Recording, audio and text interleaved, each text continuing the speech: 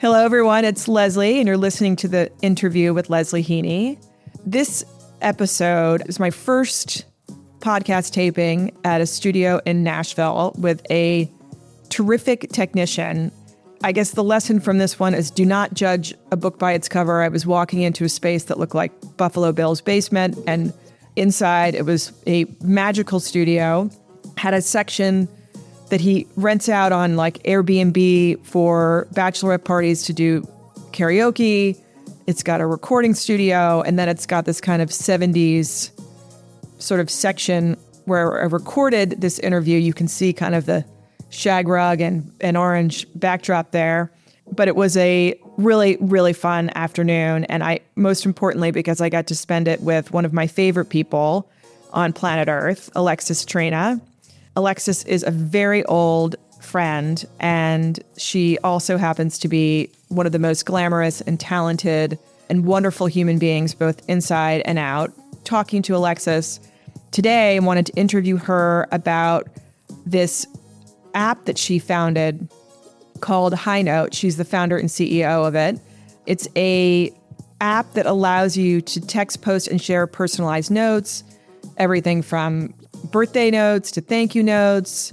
They have like little reminders. I send them to my children. 2 of my children are away at school. My son was supposed to take antibiotics. I was getting emails from the nurse that he wasn't showing up, so I kept sending him reminders. He was ignoring them, and Alexis has this really great one. It says, you're on my shit list, so I sent him that one as a joke and told him to go to the... Anyway, she's got something for everyone. It's as unique and glamorous as Alexis is herself. Truly, this is, as I told her, and I mentioned this in our conversation, she's literally created and discovered the Hallmark greeting card for today.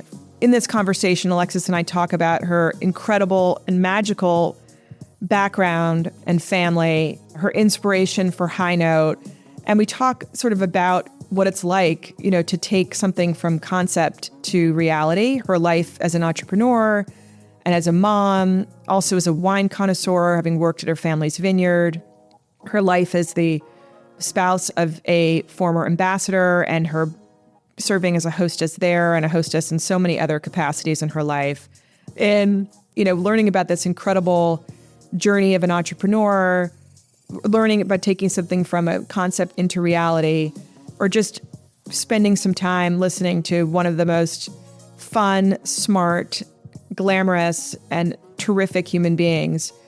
This episode is for you. It's a conversation you won't want to miss. So with that, here is my conversation with Alexis Swanson Traina.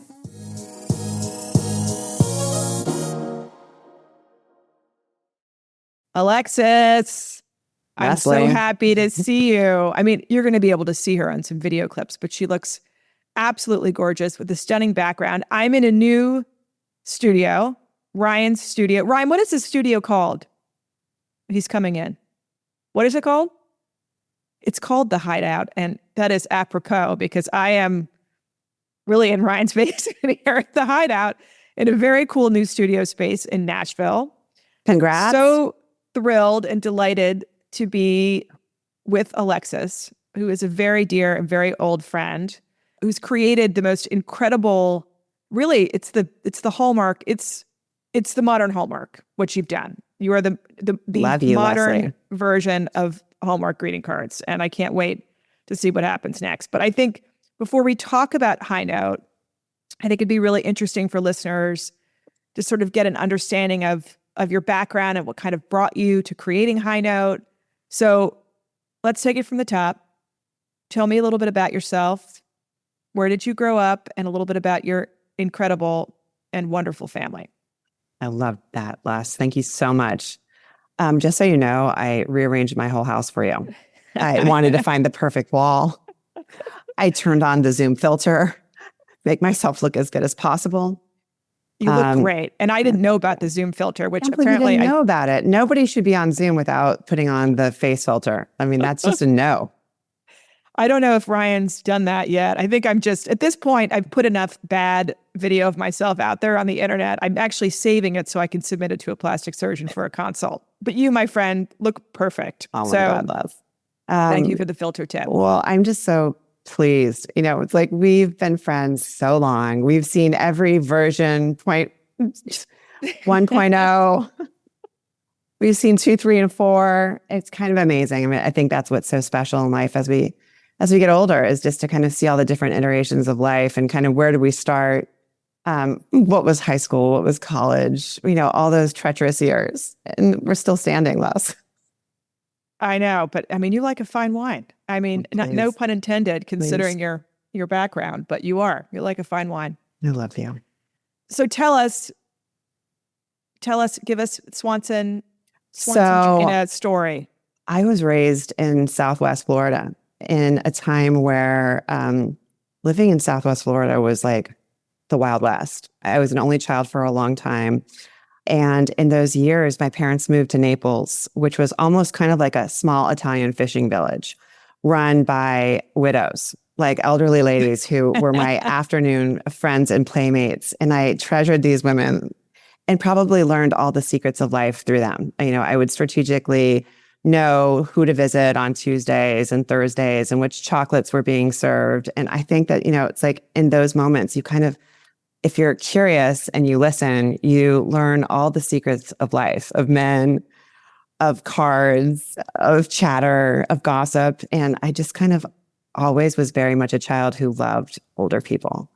And Naples was kind of this like very small place. And now it's kind of exploded into such a different universe. But, we were raised kind of at the end of a beach. A guy down the street had a magnificent, crazy zoo where his animals were constantly on the loose, running up and down the beach and on the road. And, it was just such a kind of moment in time that I'm so lucky that I got to live then and see it and kind of witness life at a whole different pace. I love that. I never knew about the zoo. I obviously knew about Naples, but I didn't really understand what that community was really like back then and how that could have sort of influenced not only your family, your mother's incredible kind of eclectic and incredibly unique style, but your own, and particularly with meeting with all these older people and watching how they entertain. And the ladies were so interesting. It's like, to me, I always find that that's always the most interesting crew to look out for at any party, at any time. I love the stories. I love just listening and learning. And that's probably like maybe my greatest influence always.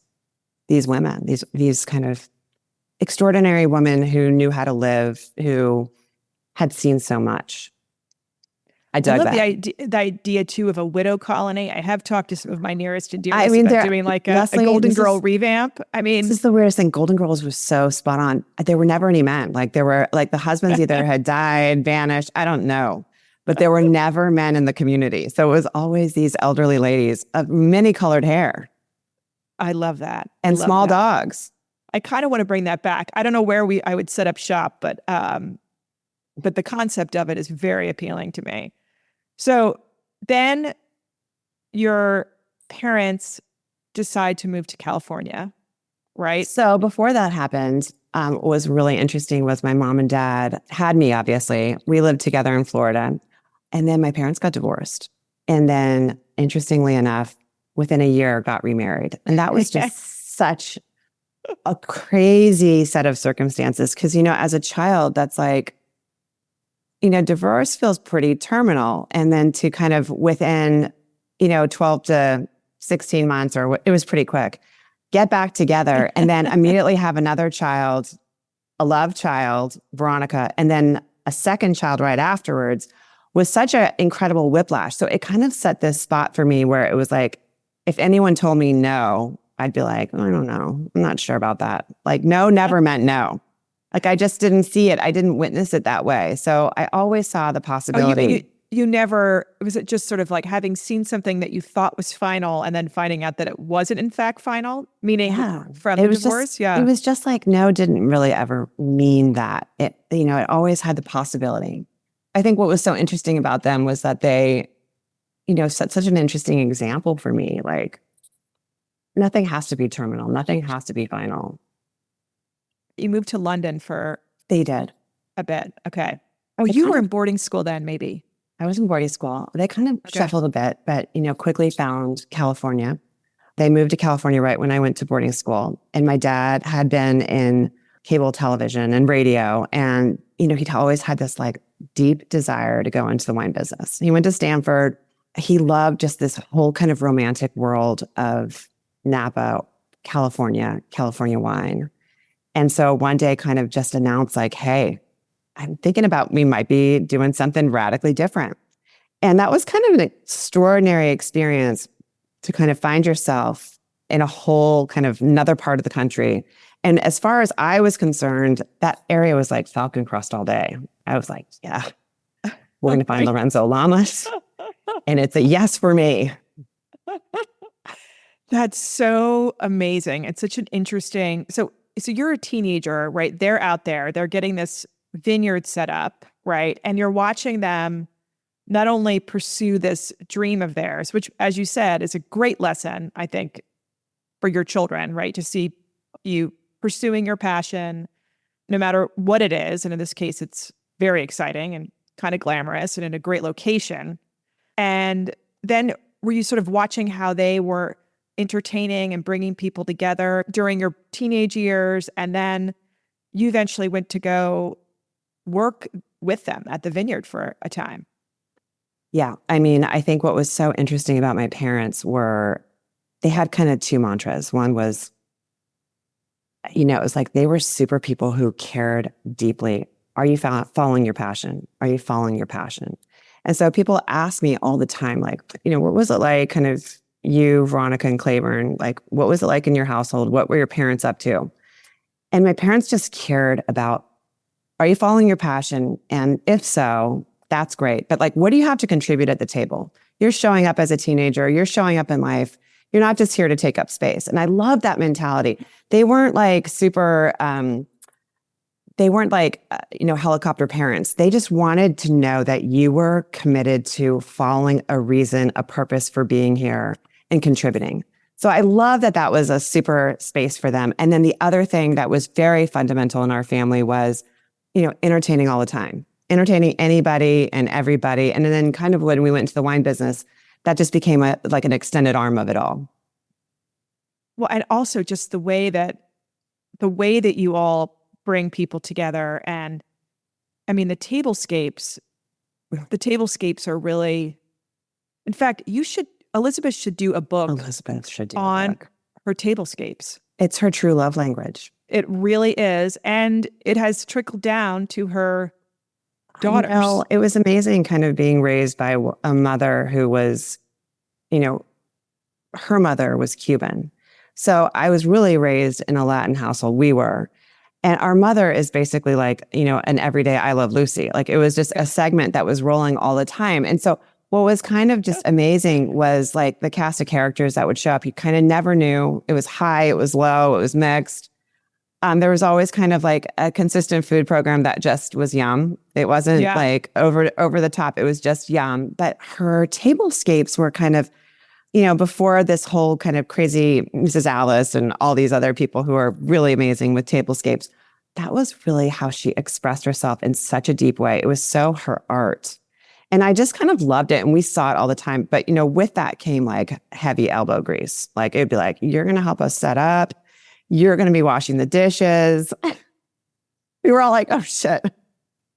That's having you be part of the process, right? And part of the creative output. Right. And then it was always kind of like her entertainment was kind of big too. I mean, she would always have, at the end of every night, lined up against the wall were probably something like 40 pairs of shoes with taps on the bottom of them so that everybody could grab a pair of shoes and not say, oh God, they don't have my size, because she covered the gamut for men and women. And she would go around and she'd go to like thrift shops and she would buy these shoes and she'd put the taps on the bottom. And so immediately after dessert would be like, all right, let's do it. And everybody would start tap dancing. And it was one of the funniest things because you kind of had to be deep in the cups to really go for it.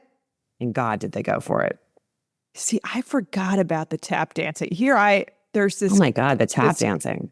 This couple, and I haven't done it yet, but they'd given me a karaoke microphone. They left one for me. They came over for drinks when we were away with them. They also go to the same place we go to in Antigua, and they have dinner parties, and everybody gets their own karaoke microphone at dessert at the end. One of the, the Amazon ones. I have to kind of say, brilliant. That's a brilliant idea, because here's the thing, is when you're sitting there waiting for that one mic, you're like, shit. I know. But when everyone's got a mic and going for it, look out. Right? And someone could start, you could do like a We Are the World over your... Honestly, I think I'm going to have to steal that idea.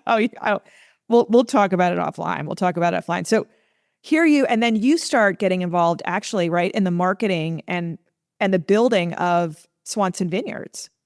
So I graduated from college, and my dad, was kind of very early in building his company, Swanson Vineyards in Napa. And I'm super tight with my parents. And I was kind of like, I am dying to go check out this whole world in California and really like check that out. So I went and I started working with him. And so, probably all told, we worked together like 23 years. And that's kind of like the most extraordinary thing. People ask all the time, like, what's it like working with your parents or your dad? And I have to say, it's kind of like childbirth. It's like every year that passes, I'm like, that was the best. Oh my God, I miss you so much. I mean, it was pretty amazing. We had a ball. I mean, it was big, and we like did it. And we like kind of, when I think back on just the opportunity to kind of live in that time where Napa Valley was pretty early. It was like super, super male centric. And to kind of find space and kind of find voice, create products, create experiences that didn't exist. It was kind of an interesting opportunity to kind of invent kind of what we saw that didn't exist in Napa, whether it was crazy tasting experiences, crazy products, collaborations. I just thought there was so much opportunity. And at the end of the day, who really are the entertainers? It's the women. Who are the gift givers? It's the women. Yeah. Who are the ones like menu planning? The women. That was an interesting one, because you could see that there were just so many women who were like super interested in that space. So you're out there, you're developing this brand, you're entertaining, you had the tasting rooms and all the collaborations, and you were probably inviting people frequently, right, to different events at the vineyard. And back then, you were probably doing that with paper invitations or by phone. Or by pigeon. Right. You would have done glamorous package drop-offs occasionally, like I was into packaging. I was into like branding, messaging. I just thought, it was just so interesting. We did this one crazy product that we collabed with Target, and it was called Modern House Wines. And, it was one of these product lines that I kind of thought, it's like, I wanted to create something that was very kind of giftable, entertaining, sociable at a totally inexpensive price point. Things that said, with love, here's to you, just married, like big kind of almost like graphic. I remember modern art on a bottle. Yeah. I love that idea, because it was kind of like, that's the way people gift. That's the way people express themselves. And that's why it was kind of interesting at Target. So we did this collab with them. Again, we knew it was women who were kind of loving these types of things. We had so many funny ones, but it just opened the door, that idea of expressing ourselves. It's like, how do we express ourselves again and again and again? And, everything in our world telegraphs. From your glasses, Les, my bracelets, my sweater, this phone case. It's so incredible how everything telegraphs. And I just always loved that kind of storytelling. It was such an interesting one. I love that collaboration that you did with them. I love that collaboration just because it kind of opened the doors for me. And if you kind of like look at even today, it's like HiNOTE's like the communication version of that.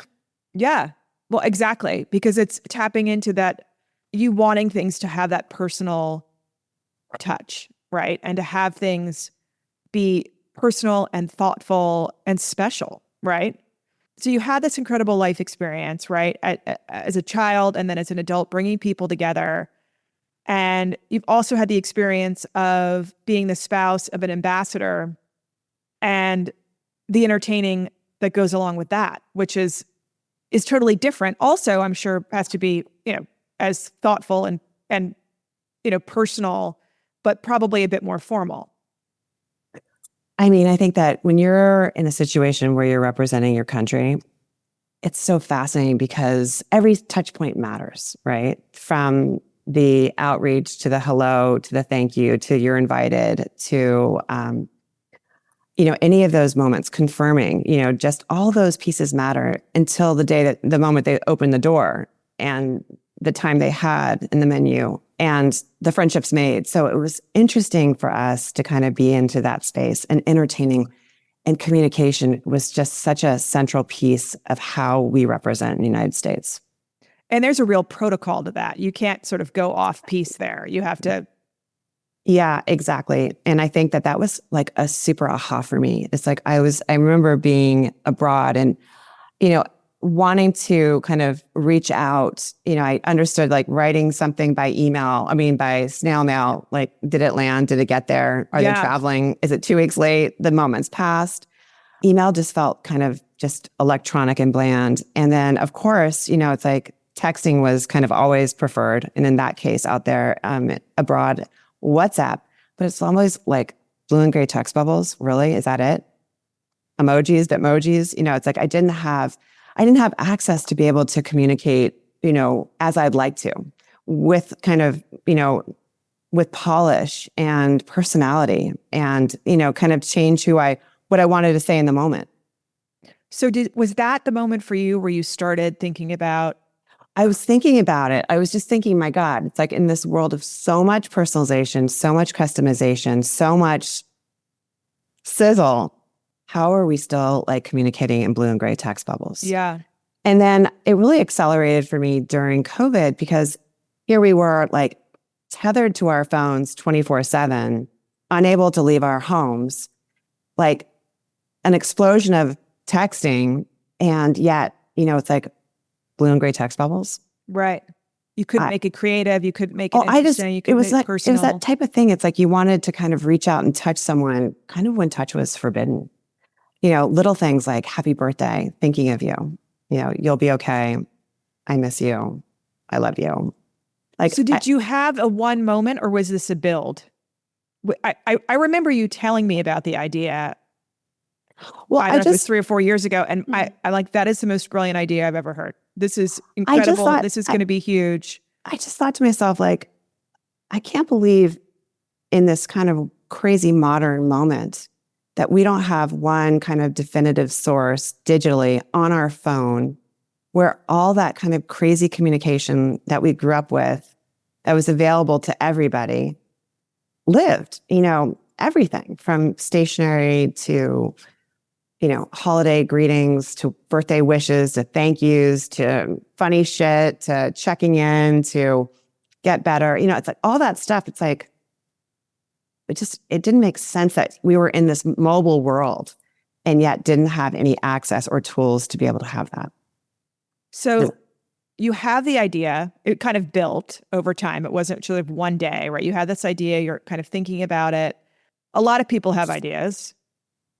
A lot of people have good ideas, but the difference really is in those that actually like make the step or take the step to turn the idea into reality. What was your first move? I mean, you had the idea. I'm sure you talked about it with your husband. You talked about it with some friends. You're kind of thinking through it. And then what do you do? How do you make this into reality?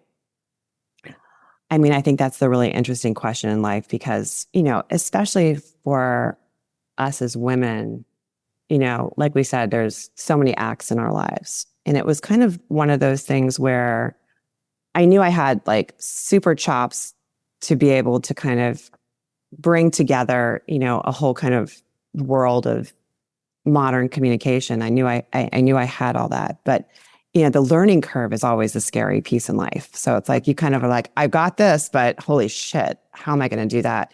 And of all people, why do I have to be the one to do it? Like, it was kind of like, no one else has done it. So is it going to have to be me? I think that's a daunting conversation. It's like when you're like, if not you, then who? There is no one that's better suited. Well, I think that's the crazy thing. And it's like, I think all of us have these crazy great ideas. And it's kind of the scary piece is like, how do I do this? Like, how do I do something that's wildly familiar and crazy unfamiliar at the same time. And so it's really trying to kind of navigate that wildness of, I've got an idea, I need to make it happen. And holy shit, this is going to be an interesting ride. And I just love the creative. I've got to find it in my phone, but I had another good idea. Oh, good. For a card for you. Well, I think the idea of just kind of, the idea for us was modernizing that kind of paper stationery world by making it better, cooler, mobile. The idea of just combining the best of paper and digital communication right on your phone, not on your desktop, but like right on your phone. So you could be like sending out your birthday, thank you, I miss you, hello, introduction right from the back of a taxi, the grocery line, whatever. Easy, chic.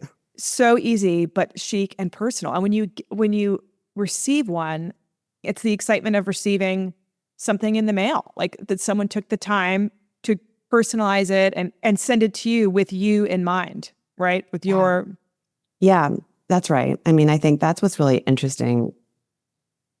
We've moved so far away from that kind of world of personal touch. We've just, and I think COVID really accelerated that, because kind of all things that were kind of traditions or ceremonies or aspect of polite world seemed to vanish, very quickly. And so I think, that whole idea of like manners and grace, well, I think that's sexy. I think that's kind of those, like that level of communication, that's like vital life skills. And we kind of have to find ways to bring all that back. Well, thankfully you have. I mean, so tell us, so you've done a lot of incredible and really interesting collaborations. What's your creative process there? So you came up with probably first all of your great ideas for note cards and invites with like fun phrases and thoughtful little mottos. And then you've broadened it beyond that and worked with others in developing their own take on HiNOTE. So what's that process like? Where do you come up with these ideas? Do people come to you, or how does that work? I think what was really interesting when you're trying to introduce a new concept, in any case, it's like you need to kind of rely on friends, like word of mouth. So friends of friends, that was the critical thing. It was like friends and friends and their friends and friends. So we started kind of a whisper campaign of like, no more blue and gray text bubbles for you. Like, let's be chic, let's be cool. Let's like send out good shit. So that was number one, that kind of whisper campaign. And then as we kind of really looked, we had a very established kind of tone and voice in how we kind of thought this, HiNOTE brand communication would look, feel.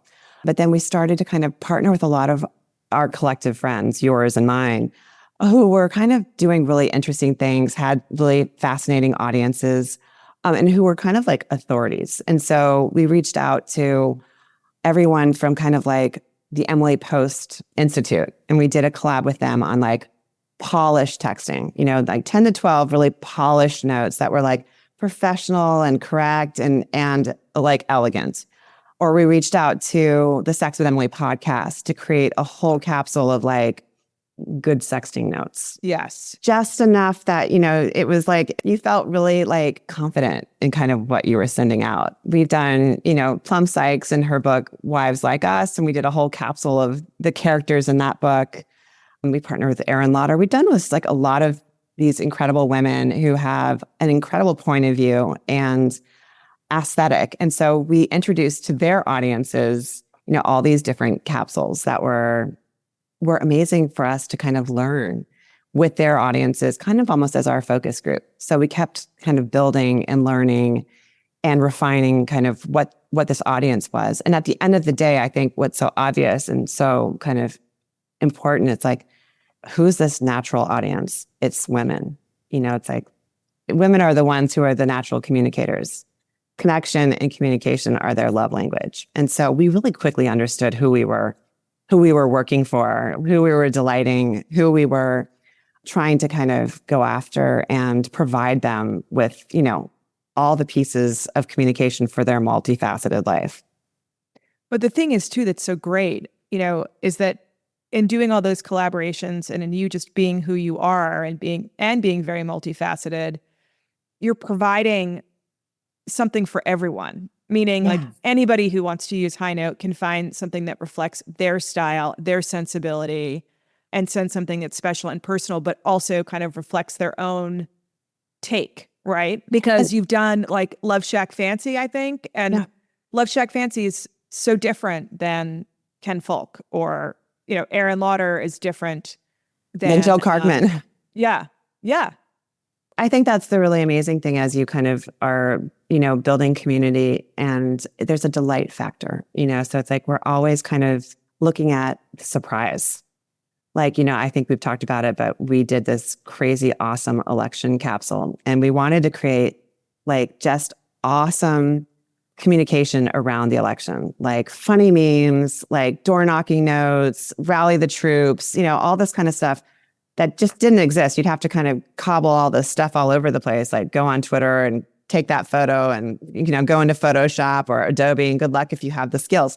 We wanted to really go after creating delight for Team Trump and Team Harris and anybody kind of in between.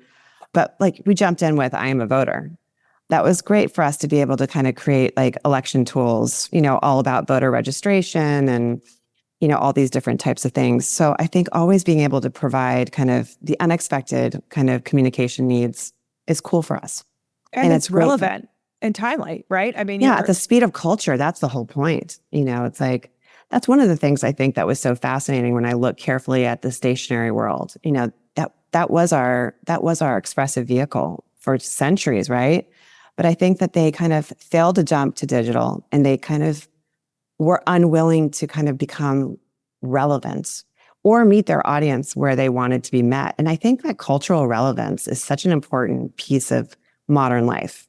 We all want to be in on the joke. We all want to be in on the new trend, the new TV show, the new book, the new fashion brand. And so I think that was like something that we saw as like a lot of fun and sticky. But you've created a whole new category. I mean, I've learned this. My husband's an entrepreneur. You're disruptive. It's disruptive in the best way. Well, I guess it's really cool for us that we get to kind of invent something that doesn't exist. And that is really amazing. And that's also like super white knuckling. HiNOTE has been, is it 3 years, 2 years? How long? 2 years. 2 years. Yeah. And look at all that you've accomplished in those 2 years. I mean, I feel like every time I open it, there's a new exciting form of communication that you've developed, or a new note or a new take. I love that idea of delight. I think there's something so intrinsic in our spirits of wanting to delight, like wanting to be seen and see someone else. I think that's just the world of that it's so vital. It's like we are humans by nature wanting to love and connect. And, that's just such a forever part of who we are. And you're giving people a vehicle to do that in such a special and unique way. All right. So for people listening who know and regard you as the hostess of the mostest, I want you to kind of tell us favorite places that you like to entertain, ways that you like to entertain. I'm super into, I love the high-low of life. It's like, to me, that's always the really critical ingredient. And I think my mom was very much that way. From menus to it pretty much starts with the first communication. It kind of sets the tone. And then you kind of like, everyone kind of has an idea of where we're going with this. And then I think from there, it's like, there's so many storytelling components in entertaining. The ICU. I mean, one of my favorites is always, I work with this crazy, amazing cake baker. And so it's like, whenever we're doing any type of night, I'm always looking at like, what's the story that cake is going to tell? The ICU moment. Is it your book? Is it your microphone, Leslie? Is it, it's like, if you came to town, I'd make a cake in your microphone. I would love that. It's like, I'm always looking at like, what's that kind of amazing opportunity to celebrate someone's story through the creation of a cake. We've made, everything from basketballs to maps, colors, flowers, whatever. Looking back on all the parties that you've thrown or that you've been to, is there any that stand out as like, you just thought you got everything like every touch that you wanted to make or that you made was like I think that there's just ultimate. certain key ingredients. It's the cocktail. Yeah. It's Signature cocktail. always a cocktail. Okay. It's always a cocktail. It's always kind of what's that nostalgic menu? You know, what's that meatloaf, deviled eggs? I'm always looking for those types of things. And then kind of like, what's that dessert? Like, what's that fun? I love the dessert. So the dessert is in honor of the honored guest. The honored guest. Yes. Or the moment, whatever we're talking about or whatever we're Okay. there for. And it's a good one because it's never crazy expensive. You know, it's like, it's fun and it's like a huge bang for the buck. And then you're gonna start incorporating my karaoke microphones into your entertaining. But your mom has the tap shoes. Do you have any signature? I mean, the karaoke microphone's going to become mine now. Yeah, I know. I'm into like signature things. So like the cake is a signature. The microphone's going to be a signature. I love to collect old school colored crystal wine glasses. And these are kind of awesome because you can find them anywhere, like at the thrift shop, the swap meet, your grandma's, garage. I love the idea of celebrating with those glasses. It's just like an homage to the old ladies of Naples. It's totally an homage. I mean, I love that. A totally own homage. You're in your guest room. Yeah. With a beautiful backdrop. Caroline is there, who thankfully helped us with some tech things, who helps you with HiNOTE. How do you juggle it all? I mean, you have 2 children. You have a very active life outside of your professional life. Give some tips to the ladies out there. I think it's pretty amazing just to listen to all your women around you. I mean, I'm constantly asking. I'm wondering, how did that happen? How did you do that? How did you what's the day that you set up your week ahead? I like to kind of listen on those fronts. I kind of feel like everyone's doing the very best they can and winging it. Like I typically try to wake up really early and get as much done that kind of sets my day as best I can. I mean, sleep is not in the cards right now for 100 reasons. That's one. I think there's no real formula. I don't think. I mean, I just don't see that. I don't hear it. I think there's like an organizational component that sometimes happens, sometimes doesn't happen.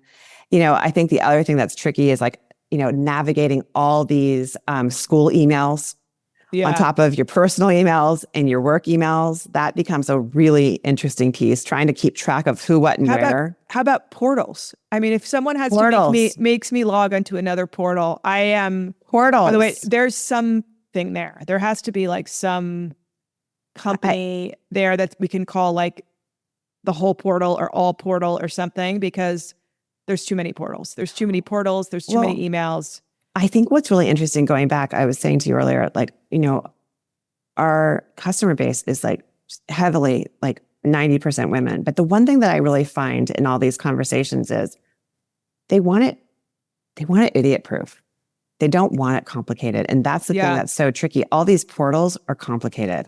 You need almost tech IT constantly to kind of get in there. And it's like the easier you make something, especially in portal land, the better it will be to use it. And so right now it's like, you can see email just kind of broken out into different email, email addresses, kind of keep it a little bit separate. Portals are tough. Well, that's one of the things I love about HiNOTE. Besides, I just love how creative it is and how unique each message is, but it's so easy to use. I mean, you could literally like tap, your name's already there for you, right? And then you just need to plug in the name of or the message that you're wanting to send. We're all so busy. It's like, we're all so busy. If it's not easy, if that portal's not easy, goodbye. That's true. I guess also like texting, which is why people often do sort of opt to text, because it's that immediate, you're getting that, that the person's checking their text, right, more than they are their email. That is the amazing part. I mean, that's the one, that is where intimate communication really lives. We're seeing that. So it's actually our version, I think, today of using the phone, right? Because the phone was the immediate, right? I mean, speaking of the phone, I love just even painting pictures of what life was like in the 70s and 80s for our kids. Like, it's such a far it's so far away from anything that they can even imagine. I mean, just even the idea of payphones. Mine don't even know how to use like a landline phone. I'd like to watch them use a rotary dial. We have to get on that. I mean, think about it. I was just in a house the other day that was very kind of frozen in 1983. And what I loved is they had all these kind of old colored phones that we all loved with these, the cord was like 40 feet long. Well, you had to get the long cords. The long cords. And the long cord was kind of the everything, because you could kind of be like, I'm in this one room, or I'm like on a porch, or you could drag it to the bathroom. It was kind of the amazing. I mean, we endured so much, and it made us so crazy agile as a generation, right? Like we had to adapt again and again and again. And that was something that I constantly see when I look at and compare, like, what were we doing in those critical teenage years? And we had just so much fun. There was nobody like catching your photos on social media. Like we got away with murder. Oh, yeah. I mean, thank God there is no... Thank God. Yes. I mean, cars, there was no tracking. I mean, the idea that I can track my kids' whereabouts is the only tracking with the landline phone was like following the cord to find the person who was on the other end. I mean, that was it. Yeah. I mean, those were really interesting days. Like it was just the level of freedom that we all had was fascinating. And, I think also we all kind of were in that era of benign neglect. So our parents were kind of like one eyeball looking, but kind of not. I would really like to get back there. I'm very tired. I think I'm too old for a 12-year-old. I don't know. I'd like to bring benign neglect back. I figure out how to do that. That era was just kind of everything. I know. If I wasn't worried that social services would come pick me up, I'd probably opt to give it a try. All right. So what are you working on now? Is there a person or a place or something that you're inspired by that you would like to do a whole series of high notes with or about or anything? Or maybe you probably want to keep it on the DL. I'm just trying to survive this college process. Yeah. And I think that's really Actually, do you have college notes? I don't have actual college notes, but we've got collections of congratulations notes. Stuff. Well, we got that, but it's also kind of like when the child graduates, they kind of need to have their own set of stationery to send out into the world. Thank you for the interview. Thank you for the introduction. So great to see you. It's like we kind of need to have our kids having some of those basics under their belt. Yes. I think the college whole experience is just, it's such a fascinating journey, like how we navigate that, how we set up our kids, how we set up ourselves. We were at lunch yesterday, Andrew and I meeting this really lovely older gentleman who friends of ours introduced us to. And we both said, and we're applying to college. I mean, our daughter's applying to college. We're definitely applying. We are definitely applying. It's a family affair. It's a family affair. But that's actually an interesting sort of line of high notes. Well, I think what was really interesting is that, every interview I'd be like, you need to follow up with, like a personalized note, your high note. Pick. There's tons of them. Yeah. But what was interesting, what I loved about it was that it made a statement. It in a world of kind of no messaging or no communication or white emails, it was like those kids that send out that type of communication, it stands out. It's like, oh, that child took the time.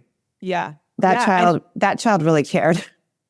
Well, that's what's so great about the high notes too, is that it does send that message to the person that you're sending it to. Whether it's if I get a birthday message from someone who sends it to me through high note, it feels so much more sort of special and thoughtful than just getting the text blurb. Yeah. And in a world of increasing kind of AI and kind of impersonalness in our communication, it's like those things really do, they do make a statement. They do stand out. They do pause you. And I think that, we're moving kind of in such we're moving so fast in all these different kind of spaces. So I think the idea of how do we kind of create our own, what's the message we're sending out? Everything about us telegraphs.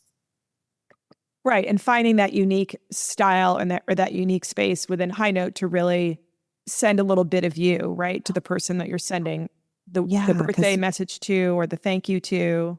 Well, I think that's right. In a mobile world where personal branding and messaging probably have never been more important. Like that's such a obvious kind of step. So what's next for you? What's next for Alexis, Swanson, Traina, and what's next for HiNOTE? Getting our son into college is and that's just, and I think it's probably the bigger step is dealing with the parents on that front. So that's number one, trying to hold my shit together for the next, I don't know what, like 10 months. Until he we walk on that campus and I say goodbye. Yeah. Which is not, so it's not empty nest. It's called launching birds or something. There's a new term. Thank God I have my little one, because I know that's going to be a rough one in a couple of years. I think that's one. And I think, it's just like constantly looking at, it's like, how do we acclimate? How do we evolve? How do we contribute? Like, what are we doing to kind of keep that train going constantly? I think that tapping into our purpose is like such an important part of our journey. It's like, what were we here? What were the gifts we were given? Like, how do we? Do you feel like, though, I mean, some ways, HiNOTE is kind of the culmination of so much of your journey. Oh, for sure. But so is yours. Right? I mean, Leslie, this was just a matter of time. I mean, you should have been doing this 20 years ago. And every year that passed, it was like, when will that happen? I mean, I can chart your journey for so long, and your gift of like digging in and seeing people and talking through and asking questions. I mean, that's a true art today. I love that art. Curiosity, I think, is probably one of the most important personality traits anyone can have. I love that about you, Les. My life coach and booster. Maybe we should send daily HiNOTE inspirations to each other, because of course, between me not knowing about the filter. Oh my God, how did you not know about the Zoom filter? I know, it's kind of we need to step up the professionalism over here with the interview. But I do love what you said, though. I love the idea of like, we can chart and see all these things that took us to who we are today. Like, as I think through my sister Veronica, it's like, she'd been she'd been like slapping together clothes her whole life. And even when she was in high school, she had a vision for this crazy, what was at the time a store, but it was like the store that she envisioned that had all these crazy, staples that would kind of come and go each season, but were kind of a certain look, a certain cut, a certain silhouette. And it's like, you can just see, like, track all these people who we know, who were always kind of toiling in what their passion was. My fashion sense is very lacking. And so I would always turn to your sister to say, like, can you just come with me and I just want to get basics. And she would say, you need to have a uniform. We're going to get you your uniform. She was talking about a uniform years before. But what I was saying to earlier, though, is that many people have the idea, right?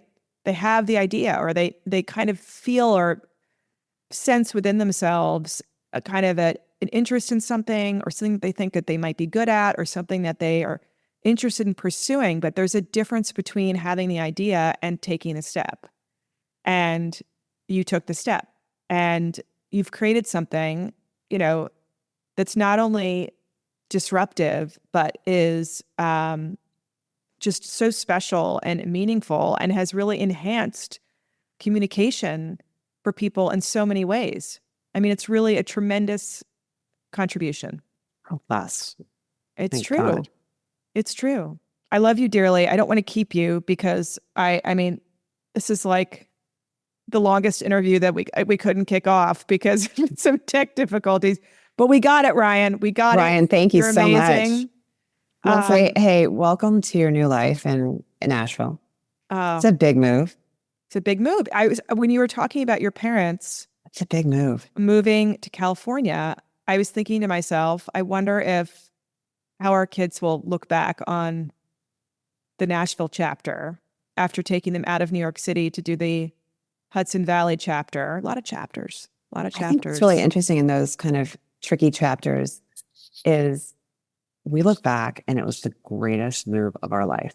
Like it opened up so much just, I think that probably when I think back, it's like that move to California kind of set in motion just a whole nother way of thinking, of being, of navigating the world. I mean, I think shifting regions is so cool for kids. It really kind of challenges who they are and kind of forces them to absorb new ways of being. And I think that that's the gift that we always want to give our kids. That uncomfortable stretch is what's so cool.